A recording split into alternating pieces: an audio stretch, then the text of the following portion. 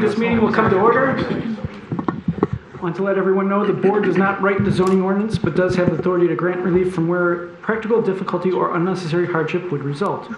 The board will vote on each agenda item following the public hearing. Use variance requests require a minimum of 6 affirmative votes in order to grant the requested variances. Non-use variance requests require a minimum of 5 affirmative votes in order to grant the variance. If you would like to request that the board table or adjourn your case due to the absence of a full board, you must inform the chairperson immediately after the public hearing. Petitioners shall do their best to limit presentations to 10 minutes. Each participant in a public hearing shall do their best to limit comments to 3 minutes. All right. As we can see, everyone's all here on the board, so that's excellent. Is there any corrections to the minutes? Seeing none, the minutes are approved as read or written. All those in favor signify by saying aye. Aye. Aye. Opposed? All right. Do we have a motion now? What? Is there a motion? You just approve the minutes. Okay. According to our meetings, we don't need to motion it. We just need to. I was going to say I missed a lot. Yeah. Okay. Unfinished business. Case number 23-02-5. This was 1629 North Washington Avenue. Whenever you are ready, Mr. Murphy. Mr. Murphy is presenting this one. A little refresher from 2 months ago.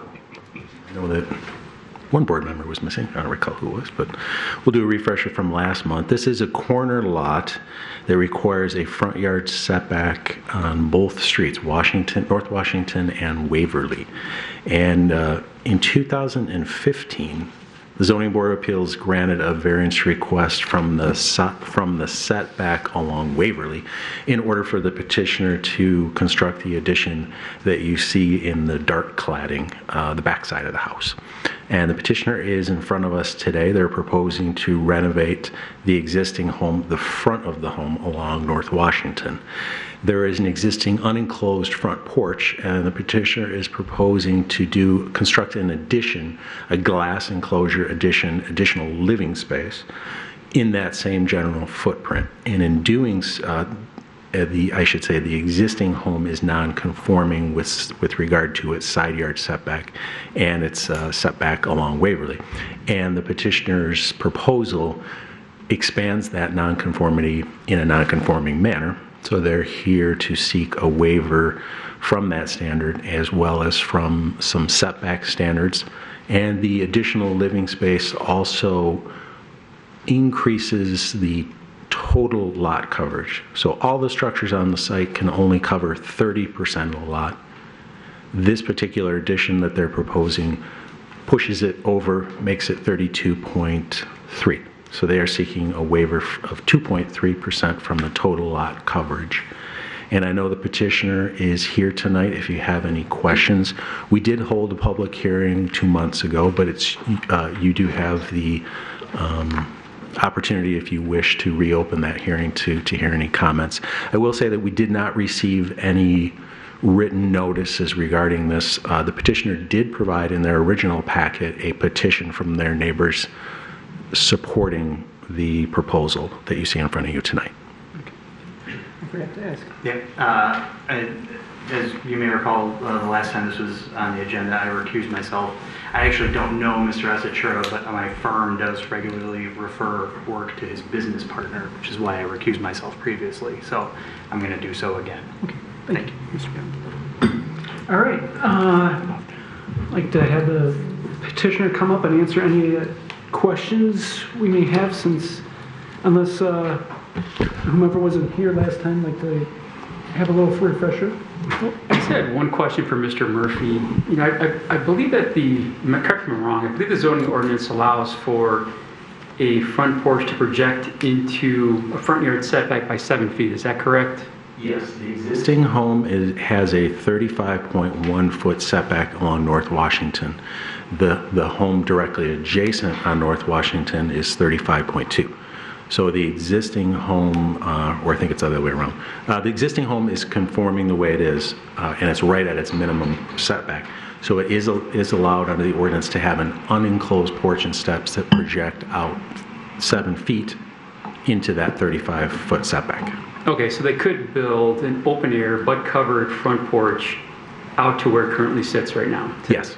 And possibly beyond. We can look at the floor plan to see how far that front porch currently projects out, but it's 7 feet in total, yes. Okay, thank you. Oh, I'm sorry, in my haste, I totally forgot. Was there any questions for staff? All right, That was all I had. all right. Is the board all right with a quick review cap for those who missed it last time? Please, thank you. Yeah. Mr. Chairman, members of the Zoning Board of Appeals, I'm Dennis Cowan with Plunkett Cooney on behalf of Mark and Amy Asatura, and Mr. Asatura is here with me as he was at the last meeting. First, I just want to express our gratitude for you postponing consideration or reconsideration in March because of our schedules. Neither one of us could be here, and I think we sent a letter and you granted that extension till today, and we are appreciative of it. I am acutely aware that I'm batting leadoff tonight, and I want my fellow applicants to know I'll do the very best to keep them in a good mood and not poison the well for anyone else. No, this is always a fair board, and we appreciate your thoughtful consideration of all our requests this evening. Just to summarize, because I know most of you were here, some of you have probably reviewed either the tape or the minutes of this or read our letters, so I'll try to be brief and summarize and then answer any of your questions, which are the most important. So what got us here today is that we have a narrow, long lot which is on a corner, which has 2 front yard setbacks, and as a result, along with the fact that Washington is a very busy street, and as Mr. Asatura said last time, he slightly reorientated the entrance to the house off of Waverly. So for all those reasons, we have a practical difficulty with respect to this particular request. But to be quite frank about it, no matter what we did with this 162 square feet, no matter where we put it, we would have to ask for a variance. So we're a little bit unlike others who have options. Whatever we would do with this 162 square feet, we would end up with a variance request.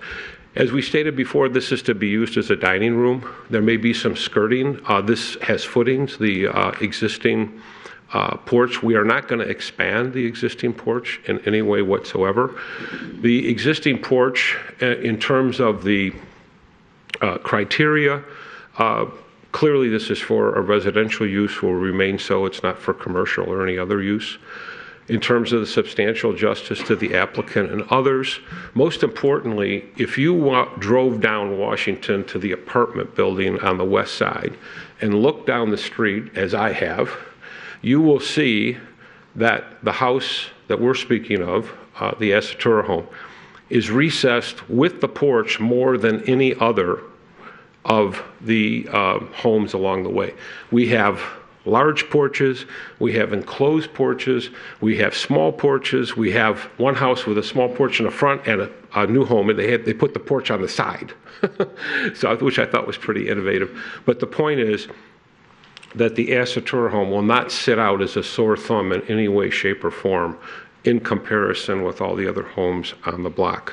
So, as I stated also in my letter, this is not self-created. We haven't sold any portion of the property or done anything to create the variances.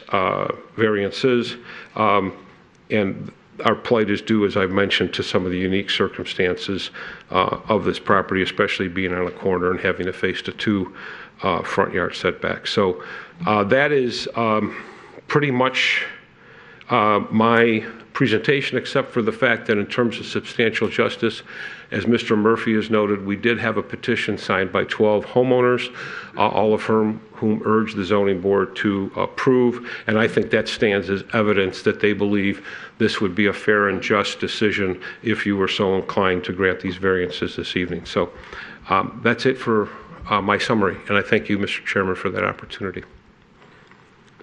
Questions for the petitioner? Mr. Moore.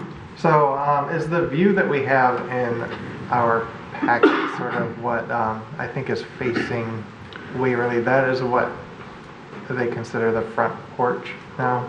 Is that what you're stating, like their front entrance to the home is there? That's the main entranceway. Okay. On Waverly, it really is, because as Mr. Asatura said to me, they tell everybody who comes to the house to park on the Waverly side. Don't even try to park on Washington.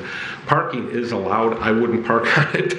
It's a pretty busy street. So yes, the orientation of the home. And if you see the picture that was shown, there's 3 very nice hanging lights, and that could easily pass for, I think, any home in Royal Oak as the main entranceway.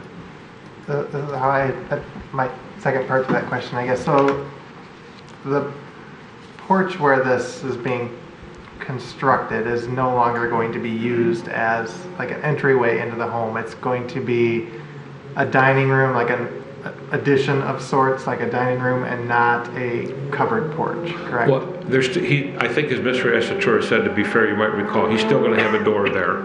Okay. And there's still going to be a way into through that door. They're not going to, what he would like to very much do is, maintain, I think it's a beautiful front to the house and a beautiful wood door, and he wants to maintain that. So he doesn't want to close that off. He's not going to wall off the door or anything like that. So the glass will still feature, what currently looks like, the front of the house, and it will be presented that way to the public. Okay, and it will have like heating and cooling as well. Yes, that's the big difference. I mean, it will have the utilities, yes. Yeah. So it's more than just a covered porch. Right. Okay, gotcha. Thank you.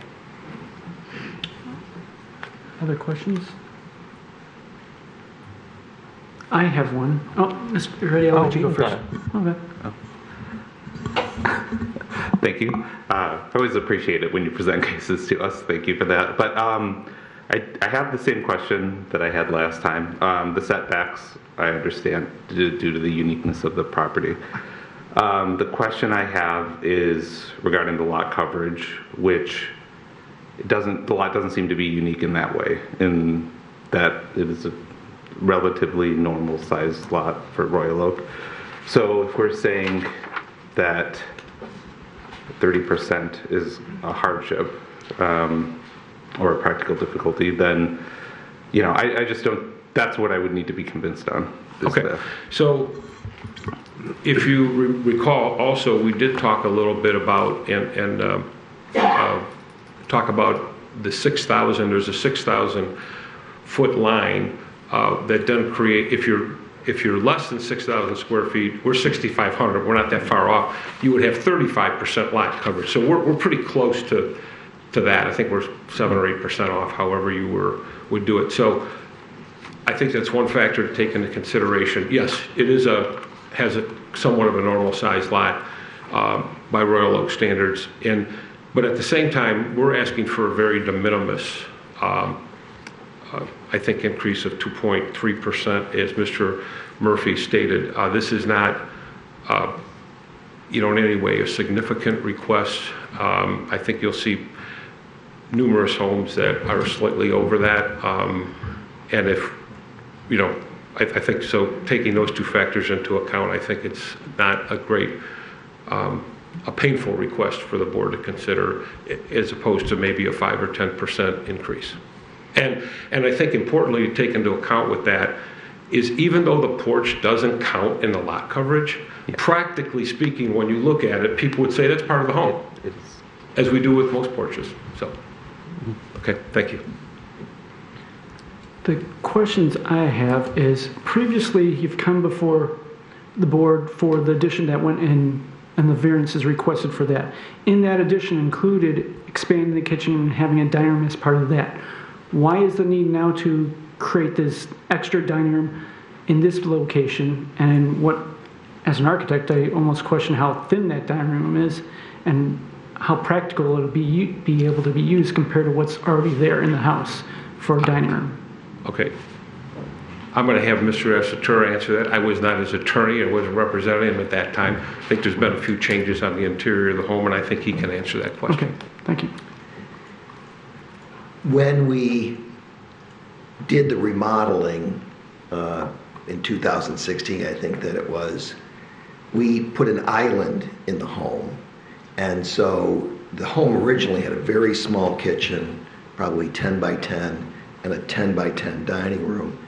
We took that wall down and made a larger kitchen with an island, so it has no dining room.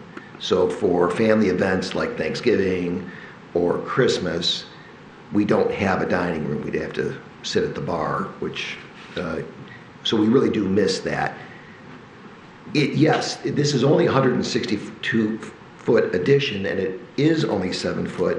However, if you see the picture, we're going to be taking out the French doors entirely, so you get to have the dining room encroach into the living room, so it's not really just going to be a 7 foot by 20 foot or so room where you have to enter it and there are walls. So we'll get to use the space of the dining room to get in and out and move chairs into the dining room. So we don't have a dining room right now. We, on home shows, everybody loves the island. The island is the open concept, an island, but at some point you also need a dining room, which we don't have.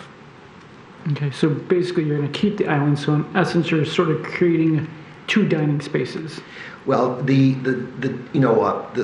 island is sort of a temporary dining space where you might have a quick bite or prepare a meal, but it's not. You can't even sit around it because the side that is next to the sink is more narrow, so you cannot have a family gathering at the island. But you can eat at the island, but you can't have a family experience at the island. All right, thank you. Is there other questions for the petitioner? All right, seeing none, Okay. we'll reopen the public comment session. Is there anyone here to speak for or against? All right, seeing none, we'll close public comment, bring it to this side of the board for discussion and or motions. Anyone want to start off? Well, for the sake of conversation, I'll make a motion to approve, is all 5 variances as requested. Is there a second? Okay. So your motion is to approve all 5 variances as requested. All right. Correct. Yes, thank you. Go ahead, discuss your point. So I understand some of your thought process or some of the thought processes around the use of the space, like the dining room. Mine's a little different approach, and I asked that question to Mr. Murphy earlier about, the structure of the bulk of it. So technically speaking, the applicant could build a covered porch into the front yard setback by about 7 feet. So this is really no different to me. So if we're concerned about the bulk, the applicant could do the same. So number one, the structure is not going to go any further than the current front porch. As I mentioned, the homeowner could construct, a covered open air porch of the same size. The structure is relatively thin in appearance. The way they designed it, it's mostly glass, about 90% glass with some thin framing elements. So generally speaking, it is pretty open.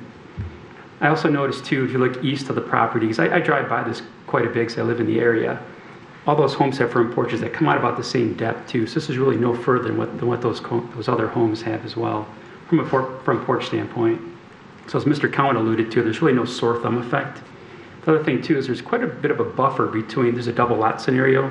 So the home to the west is quite a bit separated. So again, that sore thumb impact is a bit minimized. And again, I also appreciate the fact you received a ton of support from your neighbors as well too. So thank you for reaching out. I agree with everything you just said. I kind of look at it another way too, as far as the restrictions. That corner lot, you've got so much front yard space on the corner, really kind of crimps what you can do. And I look at that house, this floor plan, it's like functional obsolescence. All these houses we have in Red Oak that we call a bungalow, whether it's a proper term or not, the kitchen's this big and your dining space was this big, so trying to make a larger kitchen makes sense. Then you don't have a dining room anymore. And then adding this so you can expand that space in the living room really seems to make it more functional in today's world. The fact that all the neighbors agree with it, I think it's going to look good. I think it's a good use of the space. Again, the corner lot is the plight. He didn't do anything to encourage it that way, and the hardship was not created by him. It is the way the lot is, the house is set on the lot. Any other comments? Quick question for Mr. Murphy. If they did get this granted, would they then theoretically be able to add on to a porch onto top of this another 7 feet because it's been granted the variance? They would not be able to do that without coming back for a variance. Okay. As Mr. Klatt had pointed out in his initial questions, the ordinance allows for an unenclosed front porch and steps to project 7 feet into the required front yard setback. So not into the front yard setback from the house, no matter where the house is. All right. So by having a living space, granting this variance to add living space into the minimum front yard setback, to do anything further, to go further towards Washington would require yet another variance. Thank you. Any other questions, comments, discussion?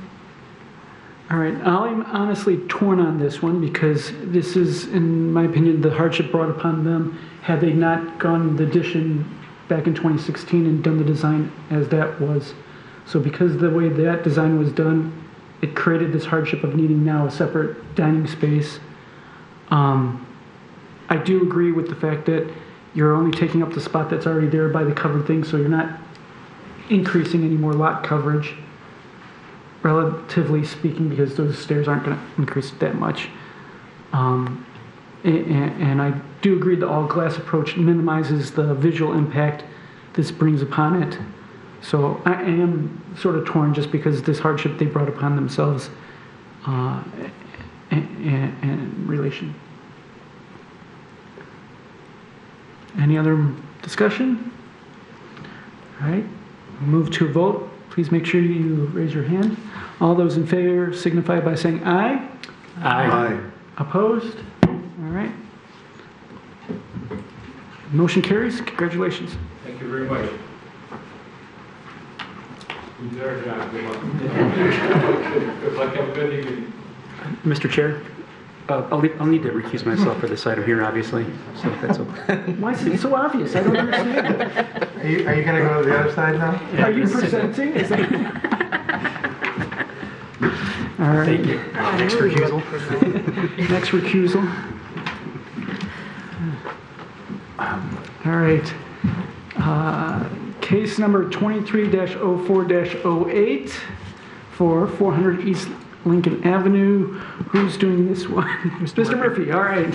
Whenever you're ready, Mr. Murphy. This site should look familiar. In 2000, last year, you had 2 variance Is this the requests. third time, I think? Third time. Times a charm. It's the first 2 were charms too. You granted variances in 2 of them in 2022 that were never acted upon. And the petitioner today is seeking to renovate this building and to construct a 2,400 square foot addition. You'll see on the site plan that the north half of the building is dedicated to their architectural firm, and they're proposing 2 vacant professional office tenant spaces directly adjacent to them, and then retaining the existing tenant in the south tenant space, which is an automotive detail related business. The petitioner's floor plan results in a total of about 4,800 square feet of usable floor area. And that requires, in and of itself, 22 parking spaces. The 2 vacant tenant spaces that they've identified as future office uses, based on the usable floor area for those, as known at this time, because they're not defined floor plans for a particular use, but for a particular office tenant. Each of those requires 6 spaces based on our calculation. So a total of 12 for those 2. And then the automotive use in the southern tenant space requires 3 parking spaces. In total, all those uses and the additional floor space require 37 parking spaces. And the approved site plan that was granted approval by the Planning Commission includes 26 parking spaces.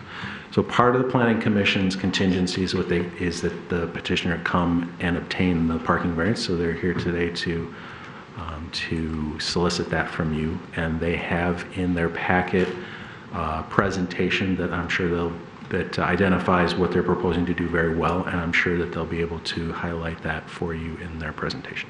Okay, thank you. Is there any questions for Mr. Murphy? Mr. Reddy? So the use variance that we granted last time is gone, correct? If it's not acted upon, it's, yeah, so to speak, gone. It becomes null and void. So if the variances were granted tonight to this request, that variance request would be, in essence, null and void. Okay, yeah, so they couldn't use one of those spaces for a restaurant? No, Okay. no, it's just what they were approved for in what they identified in their site plan that was approved by the Planning Commission, which is exactly what you see in your packet tonight and calculated in the report and their total parking variance request. Thank you. Any other questions for Mr. Murphy? All right, seeing none, the petitioner may come forward and present their case. Good evening, everybody. Jason Krieger with Krieger-Klett Architects, 2120 East 11 Mile. Hopefully it turns into 400 East Lincoln. We'll see how tonight goes. As Joseph mentioned, we were at the Planning Commission, I think it was 3-4 weeks ago, and we received a unanimous approval.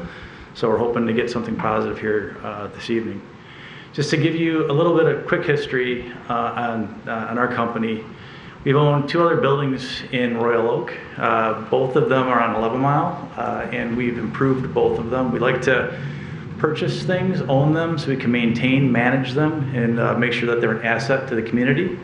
If anybody's been near or driven by the Tim Hortons, it's like the famous thing on 11 Mile right by I-75, we're right across the street. So it's a really cool looking brick building. We clad it with copper. We probably spent too much money on it, but we've had multiple neighbors when they're walking their dogs come up and tell us how much they love it, because before we got it, nobody knew it was there. It was covered in trees and ivy and everything else. So when this building first came out, we were a little, our broker said, I found the place for you, because we've been looking for a little while. We've outgrown our building, not from a occupant load standpoint, but from the sense that it's just, we designed it before COVID and everything else happened, and now it's, everyone needs huddle rooms and breakout spaces. I mean, we never have clients come in anymore, but there's all these Zoom meetings, and so we're just like, we need space, and that's really where this comes from, is we just need space. And you'll see in the floor plans, and I don't need to get in the weeds when I have to answer questions, but there are a lot of lounge areas, open areas, outdoor areas, which we thought was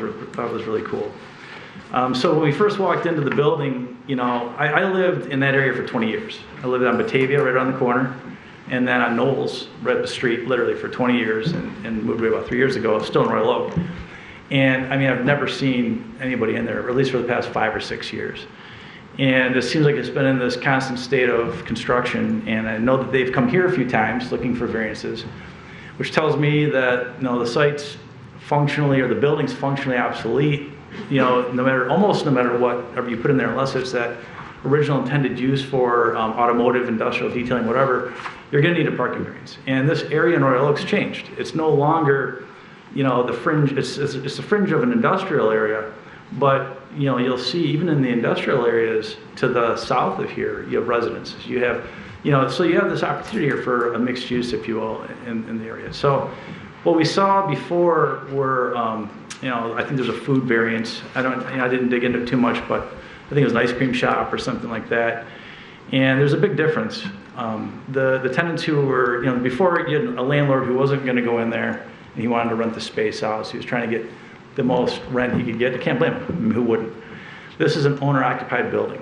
So us moving in there, we can control, the environment, the site, the parking, everything. And so this is just a different situation where it's not going to be, it won't be a burden on the neighbors. We haven't been to date in the other buildings that we've owned. In fact, when we were going through the due diligence period, Jeff and I walked around the neighborhood, handed out flyers. We had 2 neighborhood meetings. Only one couple showed up, and they were very, very happy with this project because, they finally had somebody who wanted to go in there and do something and make it a viable, project that's an asset to the community. There were, like I think I mentioned, there were some practical difficulties with the building, which is what brings us here today. The last thing we ever wanted to do is come in for a variance, because it's always an iffy thing. But, our initial thought was to literally just take the majority of the building, leave it, and just have a very long, narrow office. And the ergonomics of that, they were absolutely terrible. And so that just didn't work for us. So we started to look at other ways of designing it, and to be frank, we said the only way this really works is if we bump out towards the west. And also to back up, when we were looking at making it a long, narrow building, we were still running into the issue of a variance, and we were trying to avoid it. So we looked at parking around the site, and I know that you guys may have heard that before. And we laid it out, and all we could really get was maybe 6 spaces, because you have egress doors coming out to the west. So we're like, so we're going to wrap the entire building in asphalt to get 6 spaces. It just didn't make any sense. We also studied and priced out tearing down part of the front of the building and parking in the front. And that only netted, I think, 5 or 6 spaces as well. But then what we're doing is instead of green space, where it can be a beautiful thing for the neighborhood when they walk by, which is what we're going to do, it turned into a parking lot. So we said, let's just do what we think is right. Let's park it right, and let's design it right, and let's go for it. And that's what's really bringing us here today. So, another issue with the site that's really funky, and frankly, I think it's a hardship, is the way that they positioned it on the site. They designed it so that it was a single loaded parking lot, but there was like 35 feet or something like that to the west. So you have this extra space. At one point in time, I guess it worked for them because they didn't need it. Nowadays, you would need it for parking, technically, if you're going to park it per the ordinance. But we were able to turn this into a benefit where now it becomes an outdoor space for our employees and then also prospective tenants. It's a tough market right now to lease, but we think that, we really think we can get a small user, like maybe a couple creatives in there. And, they probably wouldn't have more than 3 to 4 people working in there at any given time. I don't know what everybody else is experiencing, but our staff, 75%, 80% of them, so we have about 25 to 30% people who are flex, or they don't even come in the office. We have an employee who lives in Texas, and that's just become the norm. So when Jeff and I looked at it, we said, if we had, I think we have 13 or 14 spaces currently. We said if we had about 15 spaces for us, budgeted 4 for the 2 tenants behind us, which I think is adequate, and then Shadow Art, they do window tinting on vehicles. They have 1 to 2 people there at any given time. So you might see 2 to 3 cars tops. We shook out to around 26, so we felt comfortable coming before the zoning board to request this variance. The past variance was for 14, and that was a different animal because it was an ice cream shop, I believe. So you have people coming and going. There's no control over who's there. There's no control to make sure that people aren't burdening the neighbors, where we can do that. Also, we're a 9 to 5 business, so to speak. So, people come in and then they leave at night, whereas that would be a little bit different hours, probably weekends, things like that. You're not going to have that here. It'll be drive by our office. You might see my truck or Jeff's truck there on a Saturday, but nobody else is there on the Saturdays. Just to go into my notes, sorry, 1 second here. I think I hit on the main items that I wanted to discuss. But what we ultimately see is that this will not be a burden on the neighbors. It'll be a benefit. It's going to be a benefit to the community. It's going to be a benefit to the tax base. And we don't think that this particular hardship was necessarily created by us, but rather by the site plan, the position of the building on the site plan, and the changing of times, to be honest. So I have here for questions. Questions for the petitioner? Yes, Ms. Sukin. Did you, excuse me, did you say you had 13 spaces at your 11-mile office? It's 13 or 14. We keep a couple for guests, and then we have 1 handicap. So that's counted, but about 13 or 14 that are active, I believe. Was it usually full? Yeah. Yeah, and then the other thing I want to point out, so at our current office, we have, Tim Hortons is right across the street. And so I'll usually just park on the side street, and it's not hurting the neighbors, and it's there.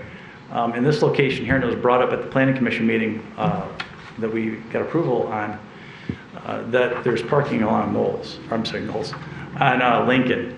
And it's not in front of the residents, but in fact, it's where the DTE, the power station is, wherever that is. And I've never seen anybody park there. So if we were to have any kind of an issue, we could, move a couple people over there temporarily. I believe, did you have a question? I did, but he answered it. I was going to ask about the on-street parking. Yeah. Mr. Moore.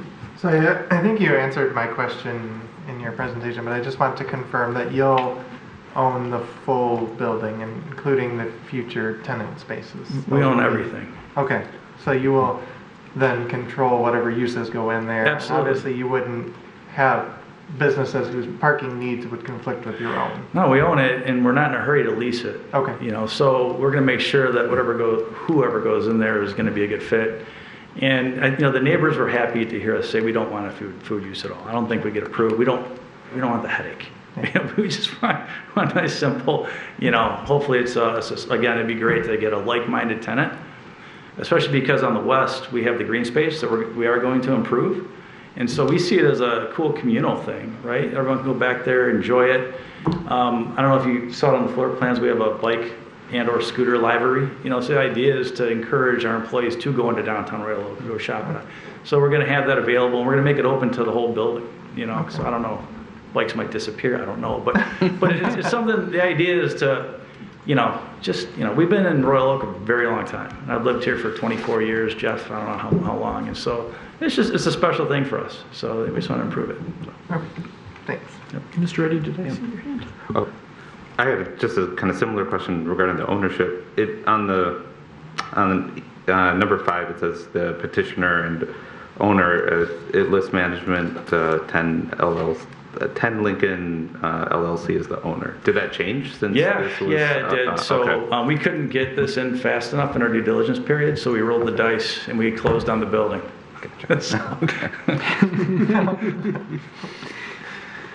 All right, any other questions for the petitioner? All right, seeing none, we'll close this and opening up the public hearing. Anyone here to speak for or against this case? Going once, twice, 3 times? Okay, we'll close the public hearing. We'll bring it back to this side of the board. Is there discussion and or motions? Mr. Moore. I make a motion to approve waiving 11 of the minimum required 37 off-street All right. spaces. And I saw Mr. Gavin sneaking for the support. Mm-hmm. So you are proposing to accept the variances as requested. That is correct. All right, thank you. Go ahead, speak Okay. your case. Of all the proposals that we've seen recently, I feel like this is the best to come before us. I mean, we didn't have any neighbors here speaking out against it, and I know one of the major concerns with the neighborhood was the dumpster, and with the food sources being there, whatever critters that they bring. I feel like their waste is going to be mostly paper instead of food garbage, so I'm sure that's why the neighbors are not as upset over this particular proposal, and I'm actually happy to see that there wasn't anybody here to speak out against it. Mr. Evan, did you have anything to add? Not really. I think it's, well, I guess I do a little bit. It's just the property is unique, and it's been hard to find a use for it, and I'm really happy to see something go in there, as much as I would love to have had a huddle right near my house. I will be very happy to see this long vacant property occupied, and I think this is a perfect use for that space, and I think the parking needs will be, I don't think it's going to be a problem. Maybe borrow a scooter. Any other comments? I'll be in support of this also. I grew up in this neighborhood. I went to Franklin School. I don't remember this property ever being like something pleasant. If I recall, it was like some kind of storage space, like a long time ago. It's the usage of the property that is the problem, because what this building used to be doesn't fit in that area anymore. That's why I think the chapter's restrictions don't fit for this. I think it's going to make the area nicer and be a benefit to you and to all the other people that live in that area. Again, the current design, what this building was designed for, doesn't fit in today's world. And the hardship is just because of that design. Any other comments? Ms. Grant? I'm also going to support this. I think the building being basically smack dab in the middle of the lot makes it really hard to find anything that would not need a variance for parking, so I'm in support. Anyone else? Ms. Sukin? I'll just point out that this is less of a variance than we granted the last 2 times. Yes, thank you very much. Any other comments? I too will be in support of this. I think the applicant hit on nicely that the practical difficulty that's going on right now, which is especially with offices where you have this hybrid workforce that you don't need full-time, and when you have them there, you need to create new spaces that you can't do in your normal space right now, which creates a whole different dynamic. And that has caused why they had to do the redesign here and not need the full amount of spaces because they know their employees aren't going to be there. So unless I do some weekend barbecue that for the employees, but You'll all be invited. no, that you can't invite us. That's But I think that's the practical difficulty here is reacting to the changing of the times post-COVID and how to make a space that would normally not be conducive for office by requiring so many parking spots when you know the employees aren't going to be there full time. So because of that and everything else that people have mentioned, I'm in full support of this. All right, if there's no other comments, anyone? All right, we'll move to a vote. All those in favor signify by saying aye and raise your hand. Aye. Opposed? All right, congratulations, the motion carries. Thank you very much. Best of luck to you. Keep those scooters away from Mr. Gavin. All right, we'll wait for Mr. Klatt to come back. Someone send him back. Where is he? There he is. All right. I got the last. Okay, you got the last two. All right. Case number 23-04-09 for 325 Lexington Boulevard. Whenever you are ready. Thank you. Looking at the subject site, it is a corner lot located within the one-family large lot residential zoning district. The site currently contains a single-family dwelling with an attached garage and a shed located in the rear of the property, and the total lot area is 25,000 square feet in size. The property already contains 2 accessory buildings, which I've said is the existing attached garage as well as the shed.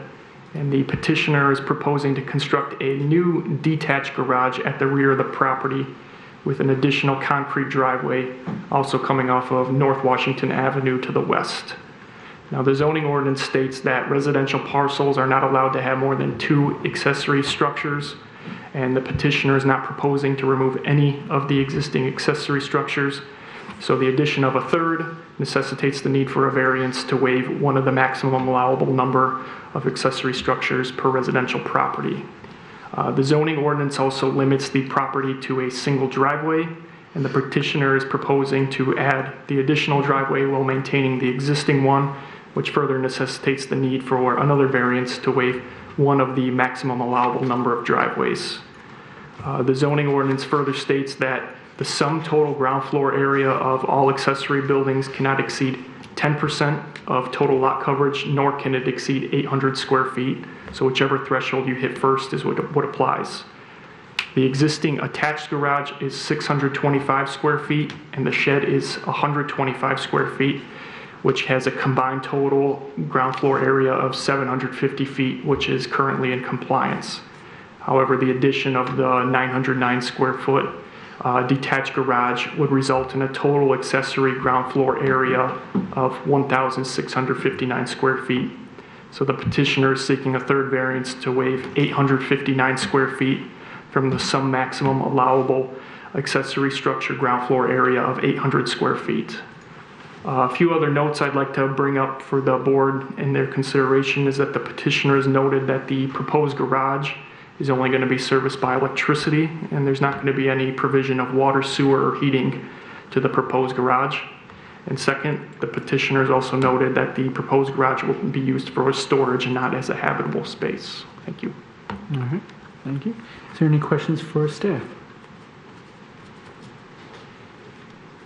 Mr. Yeah, I Pratt? just wanted to verify the lot coverage. It looks like per the applicant, overall lot coverage, per the applicant's drawings, there's about 16, give or take, but I don't think they included the shed. So is it in the 16 to 17% range overall? Staff's calculations came to 16.8%. Okay, thank you. Any other questions? Going once, twice? All right. The applicant may come forward, state your name, and present your case. Good evening. My name is Daniel Stockey. I'm the architect representing Paul and Lindsay Wolf for 325 Lexington. The main reason for these variances is just modern day standards of, current vehicles, and this being a corner lot, not conducive to, long trucks and stuff like that. And he owns a classic cars and kids' toys and would like to keep the lawn equipment in the shed, not the garage with the classic cars. With this being over half an acre, 0.57 acres, with everything added in, it comes to about 6.6%, which is, you can't occupy more than 10% of the lot area, so it's an unusually large lot compared to a lot of the Royal Oak houses. And the maximal allowable floor areas, it can go up to 30%, and this is at 16.2% with everything included. With the driveways, the site is located on a corner lot. It's about 20 feet from the sidewalk to the current attached garage. One of my client does drive a heavy duty truck, 2500, and it's about 20 feet long, so he has to get pretty close to the current garage situation just to clear the sidewalk. The North Washington turns into a dirt road or a gravel road a little bit south of this current curb, the proposed curb cut, so it's not a very pass-through street compared to some of the, Lexington. So there's not a lot of traffic on that street. I'll let my client Paul go into more of the reasons for the larger structure and what his use is going to be for that. Yeah, so thank you guys for your time and letting us present tonight. I've been living in Royal Oak on and off for about 30 years. My wife and I just purchased a home on Lexington. We have 2 young kids. I have a classic car. We have family that lives in Bay City that come down once a week to visit their grandkids, and they can't stay overnight because we really don't have the space to let them park either in the driveway and or in a garage because of my classic car and also the kids' toys. I don't want to have toys spread out through my whole backyard. Those backyards, there's no fences in between, so it's kind of nice to let people kind of walk through neighbor to neighbor. I don't want to be the guy that has a bunch of toys sitting out there and kind of looking unorganized. So I'd like to keep the shed, to keep all the lawn equipment there. I'd like to be able to put my classic car in the new exterior garage. I'd like to be able to park my truck in there as well when the weather's bad in the wintertime. And when the in-laws come over and stay the night, I'd like them to be able to park either in the driveway that's attached to the house and have my wife be able to park in the garage, just to kind of let everybody have their vehicles parked off the street. I have a son who's about to be 6, so in 10 years I'm going to have a 3rd driver, which means a 4th car. My daughter will be, she'll be 16 and 12 years, so that's a 4th driver. So we don't want to move. We love Royal Oak. Like I said, I've been in Royal Oak for 30 years on and off. We've been in Royal Oak together for the last 9 years. So we'd just like to be able to occupy this property to what we like and what we want, and make sure that adds value to the community. As you saw the pictures I submitted, there'll be a 6-foot privacy fence that will stay in front of that garage, so you won't be able to really see too much of it except for the height of it, unless you're looking over the fence. But we want to make sure the community likes it, and also it is useful for what we need. I spoke to my neighbor directly behind me. He's in favor for it. I spoke to my neighbor directly beside of me. He's good with it, and then one that's across the street on the other side of Washington, and said he'd be in favor as well. So got some support from my neighbors, and I think it'd be something that'd be nice for the neighborhood. All right. Is there any questions for the petitioner, Mr. Moore? Yeah, you just made a statement about your privacy fence, and I'm assuming it says it's pictured here. So you're going to have a privacy fence gate go across the new proposed driveway, so it's a continuous look like it is now? Yeah, so the picture you see now, the company that put that in, Kimberly Fence, I would have asked them to come out and build a sliding gate, so it stays fully gated and looks like there's no real difference. Okay, thank you. Also, for privacy reasons, we just want to close that off as well, too. Keep it closed off. Mr. Gavin? I've actually got 2 questions. Is there street parking allowed on your street at all? There is street parking allowed, just not overnight. Okay. Can you do that with a permit? I know some areas you can. You know, we just moved in about a month ago, and I have not asked that. Okay. And then the other question I have is, we really like to reduce variances requests where we can. I see there's, at least on the drawing here, you have some sort of existing shed. Have you put any thought into removing that or finding, I don't know what you have stored in there, like if that could get moved elsewhere into the new garage or into your existing garage? Yeah, so currently right now is a riding lawnmower, leaf blower, a lot of lawn equipment. There's above storage in that shed for any type of cushions and all that stuff for lawn furniture. And then I have kids' toys and things like that. Ideally, we could move that into the new garage. However, I'd like to keep all the tools for the lawn equipment in that, because no matter what you try to do, those things leak oil, gas, things of that nature. I would like to keep that away from my classic car and keep the garage nice and neat compared to that. Mr. Clapp? And Mr. Gavin had similar questions. Is that shed, how is it constructed? Is it a typical prefab type structure? Is it more robust? Is it foundations, concrete slab, wood framed walls? And second question is, how tall is it? Is it generally obscured by the fence at the road? I don't know how tall it is. It's a normal tough shed with the steel floor to it, 2x4 walls. It's got the barn style roof line to it, so it's a little bit higher roof line with the skylight in it. If I had to estimate, I would say it's probably 14, maybe 13 feet tall. It's closer probably to 10 to 12 feet tall, and it's the past owner maintained that property very well. It was a newer shed, maybe it appears to be freshly painted, every few years. And just it being so close to the patio as well, carrying all your patio furniture down 150 feet to the detached garage isn't ideal, and we definitely didn't want to bring the detached garage closer to the property because they bought that for the land. It's nice having all that grass right behind you, and looking at from the living room, it's the very center of the house. Like the garage is going to be centered on that to make it look like it's part of the property, not just like a garage just plopped there. Yeah, it's just a good point that Mr. Gavin brought up. It's like you remove the shed, you remove one of the variances altogether, and then you reduce one by 125. Right? It'd be better to let you make the garage a little bit larger to accommodate the loft space in the shed. But okay, thank you, Mr. Reddy. Yeah, so my question is similar to the last two. And so we're supposed to say that a lesser relaxation than requested would not give substantial relief to the owner. That's in section B. So this is, quite a bit. I mean, the limit is 800 and it's more than double, and it's 3 instead of 2. So anything smaller than this would not satisfy you?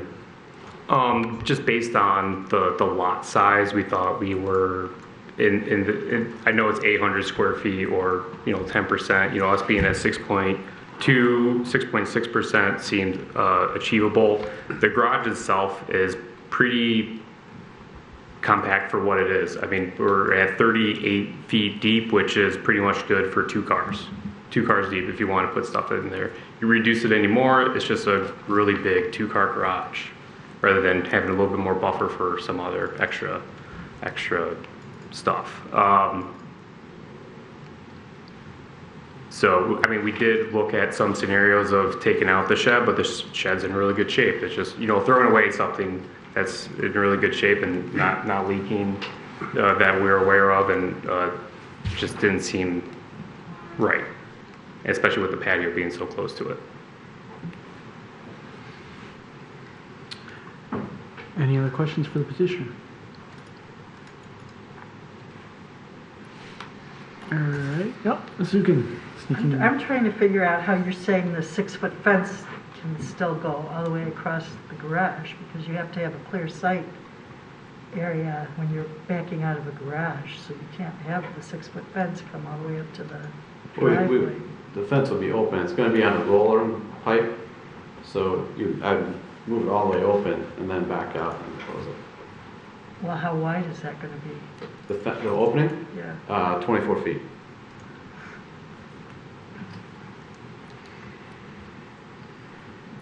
Any other questions? If that is an issue, I mean, we would clearly just rebuild the fence to go to the garage as well too, but we would like just keep the whole backyard contained.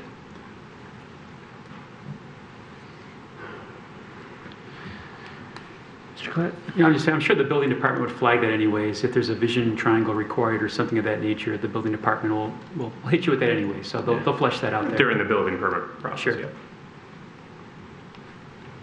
All right, any more questions for the petitioner? All right, seeing none, thank you. We'll open up the public hearing on this. Anyone to speak for or against this, please come forward. Going once, twice, 3 times. All right, we will close the public hearing portion, bring it back to this side. Is there any motions and or discussion? You want to jump at the first one? It's going to be At least you're looking this direction. Mr. Clat's hand. Again, for the sake of discussion, I will make a motion to approve. Is there a second? I'll second for discussion. All right. So the motion is to approve the variances as requested. Mr. Klatt. So again, that's why I asked the question about the lot coverage. And I think with all these combined structures, the home, the shed, the detached garage, we're at 16 point some percent. I mean, this is a very large lot in a neighborhood full of large lots. So this, even though this garage does have a good footprint to it, it barely impacts the lot. So my votes have always been pretty consistent when it comes to lots of this size. If you hit that 30% cap or go over it, then I have a different outlook on this. But in this case, it's we're at 16%. I also like the way you position the garage. One, to preserve the rear yard, but also like the nice clustering of detached garages back there, if you call it that. Your garage will shield your view from theirs, and their garages will shield your view of theirs, right? So like that positioning. I mean, the secondary driveway is not a concern to me either, generally speaking, just because there's such a distance between them. That lot line is so long. So it's not like you have, like on typical 40, 50 foot wide lots, you have driveway. There's a lot of distance here between that. So do I like the shed? No, I think the removal of the shed would, again, like I mentioned, reduce one of the setbacks and cut the square footage, but it seems like it's a viable structure. It's generally obscured based on the fence that's there, so I doubt any of maybe the neighbor that would be to the east might see that, but I guess you spoke with your neighbors and there's no concerns about this. So that's my take on it. All right. Do you have anything to add, Mr. Gavin? Yeah, it's not necessarily the size that is getting to me. With large lots, it's always been, as long as lot coverage is, reasonable, I'm generally fine with it. But I guess in my mind, I'm just struggling a little bit on the practical difficulty aspect of it. I guess the best I can see would be that it would be, it is a large lot area and it is kind of a small limitation on the amount of total ground floor area for such large lots. So from that perspective, I'm okay with it. The number of driveways is a little more unusual than we usually do, but Mr. Klatt does make a good point in that it is such a long lot that it's not looking too dense. And I know other variances that have been granted are not necessarily, or other existing conditions are not necessarily dictating or precedential on our decisions here, but they do have a point. There are a large number of other lots in that area that have second driveways with second garages or second accessory structures. So I think for that reason, I'm leaning towards approving it, but again, I do think I agree with Mr. Klatt. I would probably prefer that the other shed come out, but I'm okay with it, given the large lot size. Mr. Moore? Yeah, I'm looking at the practical difficulty of this. I'm looking more so at the existing drive, and it is a shorter driveway, only one car length deep. So when you live in an area where there is no overnight parking, that becomes a practical difficulty in itself, because if you have out-of-town family or, people coming over, caregivers at night, anything like that, you don't have anywhere for them to park if you're already utilizing what little parking they have on site as it is. So that's where I see the practical difficulty with this particular case. Other comments? Mr. Reddy? I'm going to be opposed, just based on the size of the request. The additional garage itself is over the limit of what should be there. So to me, I don't see where having a large lot creates a difficulty where you need to make such an extravagant request. That's all. Okay. Ms. Zukin? Yeah, I'm torn on this because I don't see any practical difficulty, but these are really deep lots. I've played volleyball, I see people playing tennis. And everybody knows how I love 6-foot fences on corners. So I like the fact that it's being broken up, because driving down there, it's just like a mile of fence that you're looking at. So and that's an odd reason to want that second driveway, but I like that it's being chopped up a little bit. I don't know how the fence got in there when it did, but it's there.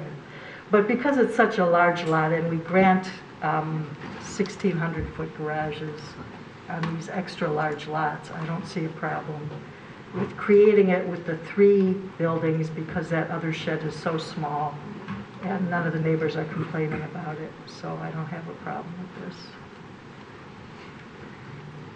That's right.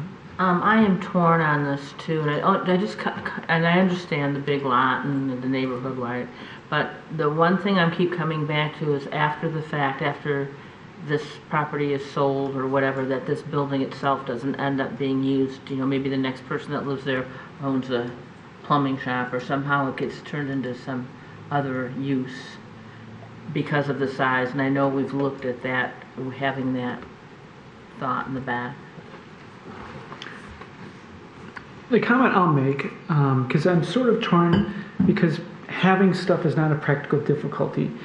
I have 2 kids that are soon going to be driving in a couple of years, and I have a very small driveway, and I don't know what we're going to do with that. That's besides the point. I would love to be in their situation. The practical difficulty I see here is they have a 100 by 250 lot. So if you just split that in half, that's still bigger than my current lot by twice. So the second driveway I don't have a problem with, because theoretically, if one were splitting this in half, that's where another driveway with another house with another garage would be. So in that respect, I don't have a problem with the second driveway. And I almost don't even have a problem with that second garage because of the size of the lot, and being the fact of, if you split it, hey, that's the size of a garage that would be on it. The existing accessory structure then, if it was split, you'd have 2 on the one and you'd just have 1 on the other. So that's where I'm torn at, where this is one of the few deep lots that you could actually get away with splitting and it have no variances needed in that split in the future.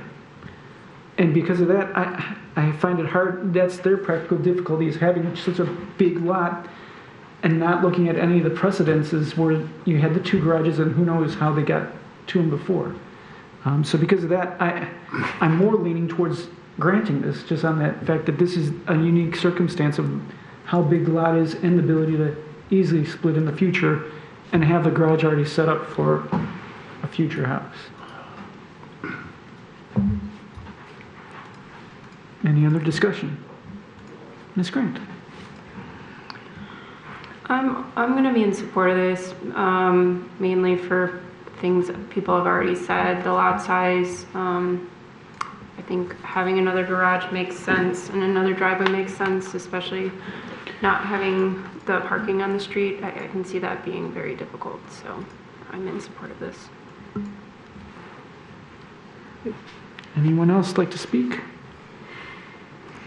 All right, then we will move to a vote. All those in favor signify by saying aye and raise your hand. Aye. Aye. Opposed? Nay. All right, the ayes have it.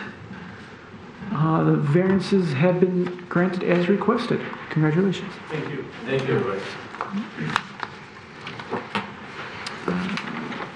Let's see. Next up is case number 23-04-10 for 7900 Huntington Boulevard, whenever you are ready. Thank you. The subject site is also a corner lot, and it's located at the northwest corner of Huntington Road and Hereford Road. The site is located also within the one-family residential zoning district, and it currently contains a single-family dwelling with an attached garage, both of which face onto Huntington Road. The total lot area is 14,714 square feet. Now, the zoning ordinance states that for corner lots, the side with the narrower lot frontage shall be considered the front yard when determining building siting and setbacks. So staff applied setbacks in the following manner. The side along Hereford Road would have to maintain a minimum front yard setback. The west side would be the rear yard setback, and then the north and south yards would have to maintain the side yard setbacks. The petitioner is looking to construct a 648 square foot deck in the north side yard onto the existing house. Now, the zoning ordinance states that terraces, patios, decks, and other similar unroofed structures which are located in the side yard have to maintain the same exact setbacks as the principal structure. The deck would be maintaining the minimum 5-foot side yard setback, but it would also be required to maintain a minimum east front yard setback of at least 42.3 feet, which is the equivalent of the adjacent dwelling to the north at 25465 Hereford Road. At its nearest point, which would be at this corner of the steps, the deck would maintain a non-conforming east front yard setback of 30.8 feet. So the petitioner is seeking a variance to waive 11.5 feet of the east front yard setback to construct an unenclosed deck on the north side of the existing dwelling. Thank you. All right, any questions for staff? All right. Seeing none, petitioner, if you're present, please come forward and state your name and present your case.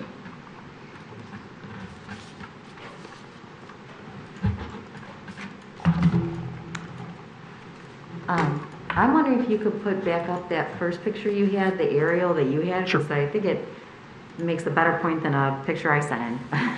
So, hi, good evening. My name is Rachel Wallach. I'm going to speak on behalf of the petitioner, my mother. So this particular property has been in my family for almost 50 years. I'm here tonight with my mother, Rosemary, the petition applicant, my daughter, Lilia, and our architect, Tim Latimer. And so this is the house I grew up in. And after my father passed away in 2016, we took time to renovate it, and now my family has moved in, and we all live there together with my mom.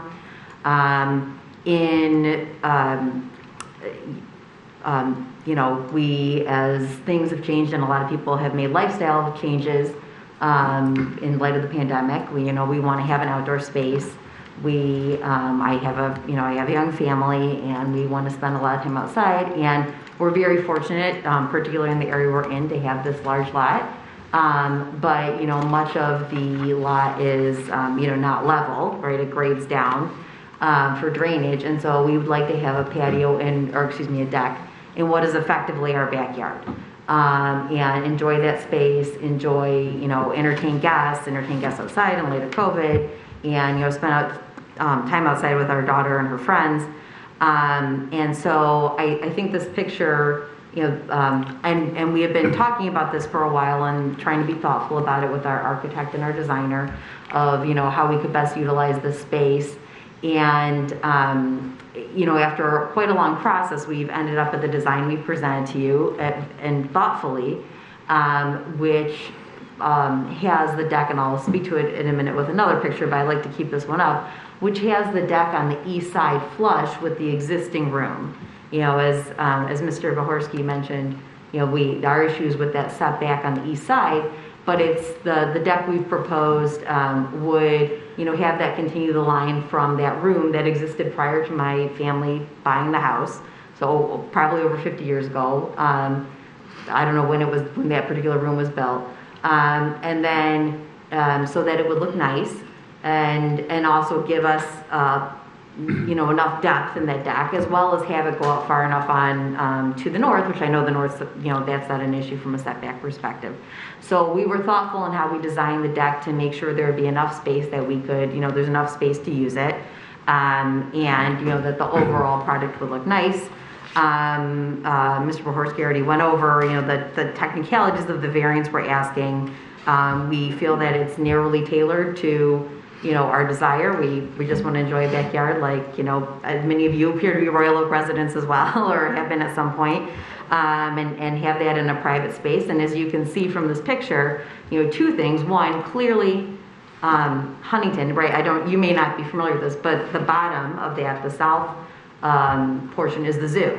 So, right, we face the zoo, and that's clearly our front yard. You see our driveway, you can kind of see the walk up to, there's actually another walk you can't see, but to the front door. So clearly the space I want to build it in is, practically speaking, our backyard, or what we can use as a backyard. And then this picture I wanted to have up because I think it really shows very well the unique shape of our property that really cuts in. If the two streets were perpendicular, we'd have plenty of space to work with. So our particular property exacerbates this need, and is why I believe that there's not a lesser way to approach this, and have a deck that looks nice and is spacious enough to be functional. And so with that, I did send a couple additional pictures. I'm not sure if the materials I sent earlier are available, but I do have a rendering that I didn't include in the application, but what it looks like now. So right here's an aerial that I included, so we can skip that because you already had that, and then go to the next one. So right here's what that looks like today. It's not really used. There's kind of some growth. We need to redo the siding, and so if you go down to the next sheet, right here's our proposed rendering. So it's a little hard to see on the screen, but right you see we would re-side that room. We'd have the deck. The deck would go flush with the east side of that room, and come out again, be deep and wide enough to be functional, but designed in a way to not stick out. And so I'm happy to answer any. Oh, and I do also want to mention the two neighbors on both sides of us. Most of my neighbors I've known my entire life, so the neighbor to the neighbor on both sides of our house, of this house, are in support of this request. We certainly talked to the neighbor. You can sort of see the part of their house in that top picture. They were the neighbor we wanted to make sure before we move forward was, comfortable. But we've talked to really everyone down Hereford, down the street that's perpendicular to the zoo. And then our neighbor on the other side, who also received notice of the meeting, and all our neighbors are in support, who we've spoken to. There's one or two further down Hereford I don't know, and so I didn't ask them, but no one has raised any issues and are in support. So I could go into greater detail, but I believe we've met all the required elements, and I'm happy to answer any questions. Thank you. All right, Mr. Klatt. Well, thank you for sharing the renderings. I must have overlooked those in the packet, but that's very helpful. I looked at the site plan, I didn't really understand. I saw the length of the deck, but I didn't understand how you're going to access it. So I see there's maybe new sliding doors or patio doors that lead out to that new deck structure. Yes, that is the plan. There's actually a door you may have seen on the west side. That's actually to the laundry room. Okay. And there's another door around, but yeah, we plan on putting in some sliding doors. So this looks fairly low in height. I can see for the drawing maybe 20 inches above grade, so it's pretty low in stature. And that would lead me to one question maybe for Joseph or for Alex. So if they were to build a patio at grade, pavers, concrete, that's allowed per the ordinance, right? There's nothing against that. There's no square footage issue. They could build it to that extent, right? Yes, that's correct. So we're talking maybe if we're taking that and elevating it 20 inches above grade. Then also it looks like per Hereford, there's a pretty dense vegetation along the lot line. So it looks like it's almost obscured. Is that correct still? At least per the images I saw in Mr. Murphy's report. Yeah, we have hedges all along. You wouldn't see this and I sent this today, so that's why you didn't see it earlier, but there's essentially hedges all along our property on Hereford. So you can't really see it from the street? Not really well. Our hedges need to grow a little higher, but privacy is what we're working on. We want a nice private backyard. I do want to mention, and like I said, our architect is here, but I don't, I did see, right, one of the things that would make this variance request unnecessary was if it was only 6 feet or 6 inches, above grade. And it's probably hard to tell on this drawing, but I don't think that would practically be an option just because of where the doors end and the slope of the lawn. Yeah, the slope of the property. Makes sense. Thank you. Is there any other questions? All right, I have a quick question for you. What is the actual dimensions of the deck? You have the square footage, but you don't have what the length and the width are. This is where I'm going to lean on my architect.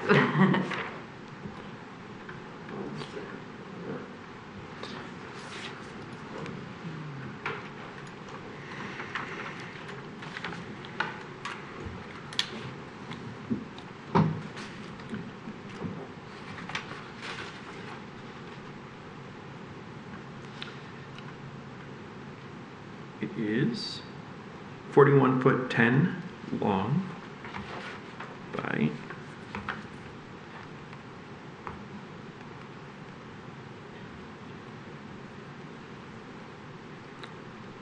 16 feet. Sorry, 16 feet.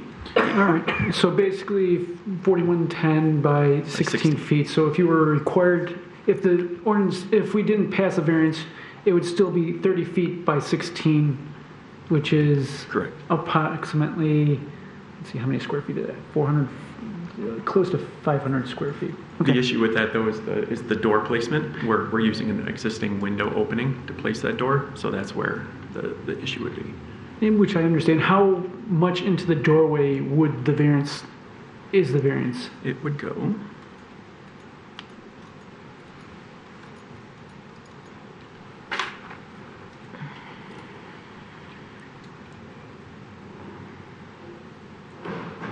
it would go 12 feet over. Okay. So you need to have 2 more feet. Correct. Theoretically. Right. The reason why I bring this up is because your deck, as size as it is, it's already over half the size of my own house. It's a very large deck, and that's great to have that space.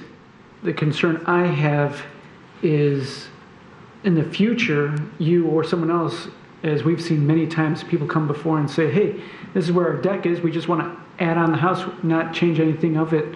In which case, then that would be, if there was an addition in that spot, theoretically, that would be more sticking out more in front of your neighbor's house. So that's why the concern I have is what space do you truly need for that deck that you could get away with versus what you're asking for? Sure. Let me answer a question with a question, which is, if I understand it properly, someone, we plan on being, I don't plan on ever moving again, but, so for a while, that shouldn't be an issue. And I want to mention, there's a attached garage that doesn't have a second story built over it. So if we were looking to expand, that's where we would look. Or, this is a sizable lot. There's, that would not be the first, second, or third choice of, where I would look to expand. But that being said, I want to mention 2 things, which is to say, one, as I understand it, this variance, right, would not have it's not concrete. someone would have to come back to you. And which we would understand that, but the argument that a lot of times people have is like, oh, I have a deck here, so therefore I'm not changing the footprints. That's my only thought of it and concern. Not saying that you would, not saying that whoever would be on the board at that time would grant it or not grant it. I'm just saying if we granted this variance, that would give whoever does that more of a credence to say, hey, I'm just keeping the outline. So that's why I'm just trying to understand how much of the deck was really needed, and at least getting the door measurements, that's helpful too. So yeah, and I would also say, you know, I think that it would it would look, I mean, it's it's long, but it's also somewhat narrow. And so if you have like a dining table outside and then maybe you have a hammock or a seating area, I mean, it will not be difficult to use up this space. And I do think if it was, one, I think it will look the nicest if it is flush with that existing room. And two, that, you know, I do think our ability to enjoy it will be, or use it for all the reasons we're looking for, will be limited if we need to make it less long. Okay, thank you. Any other questions for the petitioner? All right, seeing none, thank you. We'll open this to public comment. Is there anyone to speak for or against this case? Going once, twice, 3 times. All right. Bring back to this side of the board, Mr. Gavin. I move to approve the variance as requested. And it looks like Mr. Klatt, you're going to support? I'll support it.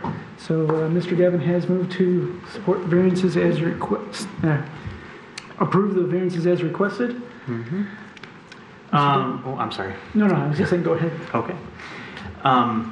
So in this case, I really just see this as being like the ordinance as written makes sense for most corner lots. Like my corner lot, it makes perfect sense for. My side yard is, you know, really narrow, and my front yard is deeper than my side yard. But this particular irregular lot, it doesn't make sense for.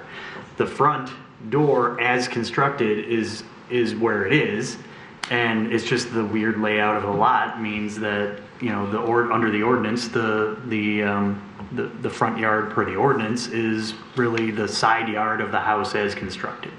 So because of that, it just doesn't really work for this house. So the restrictions, in my mind, clearly prevent are unreasonably preventing a use that would otherwise be fine. That everybody would look at this and say this is fine. So I think it will do substantial justice to the applicant.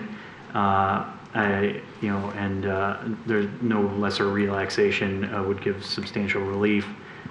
It's clearly due to the unique shape of the lot, and then on top of that, the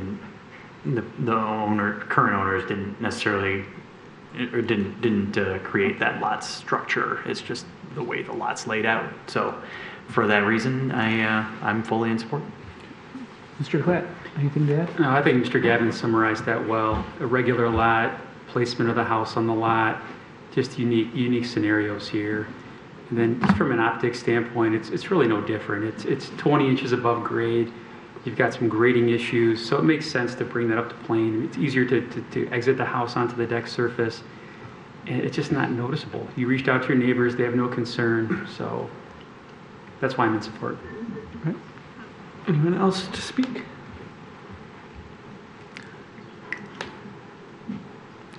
All right. Seeing none, I guess we'll... Oh. Yeah, I'm going to vote too in support of your request. Frankly, I think this is a very straightforward request. Given all the conversation that we've just had on dimension and size of the deck, I think this is straightforward, and for as long as you've been a resident of this area, and the fact noticing your neighbor gave you a 37-year neighbor gave you a vote of approval as recently as last night, and I think his deck is a very sensible and reasonable request. I don't see anything wrong with it outside of the discussion of the ordinance. I will vote in support of approving this build. Anyone else? I too, even though I have my concerns, will be in favor of this motion. Because although although their size is their own doing, what's not of their doing is how the road curves in and causes the variance to be needed as it is. So because of that, as well as other things that people have stated, I'll be in support. Anyone else? All right, we'll move to a vote. All those in favor signify by saying aye. Aye. All those opposed? Okay, the motion carries. Thank you. Enjoy your deck. Hopefully it can be done in this nice weather. For July, so yeah. Good. You'll still have some nice weather then. Yes. Is there any other business? Mr. Murphy? I have good news. Oh, wow. Yes.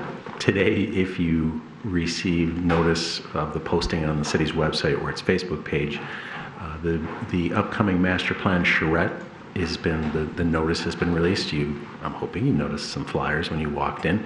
We'll be sending an email invite to all of you, as well as many other boards and commissions, and anybody that's watching at home and the public is highly encouraged to attend. You can find the schedule on the city's website or on the dedicated website for the master plan as well. And so everyone's highly encouraged to participate. I think it'd be a wonderful event. It's from Monday, May 15th, and it concludes with a presentation on Saturday night, May the 20th. Thank you. Yes. Thank you. Along that lines, I also met with, or saw a couple of people from the Planning Commission and said it would be great if we had a joint meeting again in the future. So if there's any topics we'd like to discuss, we can bring that up as a proposal, like potentially going over the master plan results when it's done, or any other frequencies. In fact, they asked if we noticed any differences in the number of fencing ones that come before us after they've changed things. Dang. Maybe lot coverage. So if there's anything, think about it. Next meeting, maybe we can discuss and give those as items that we maybe want to talk with a joint meeting in the future. Any other business? All right. Public comment. Anyone here to speak? Crickets? Once? Twice? 3 times? Okay, who would like the motion? Ms. Zugan. Anyone second it? Mr. Moore. All right. Motion to adjourn the meeting. And a second. All those in favor signify by saying aye. Aye. Opposed? And we're done.